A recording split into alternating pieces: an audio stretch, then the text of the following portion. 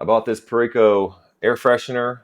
I've been using it for 2 weeks. I got it to save money, and it's supposed to last for 10 years. How in the world? I'm not really sure. Actually, I do know a little bit. I did some research.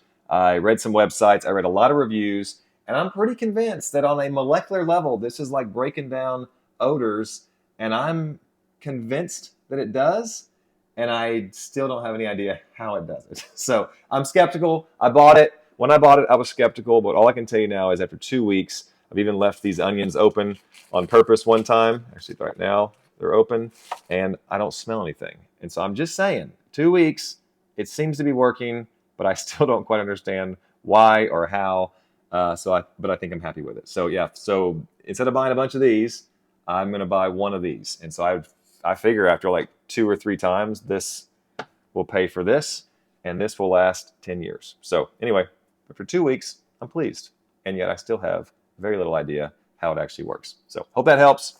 I do believe that it's working, and I will keep it in there, and I will not smell anything.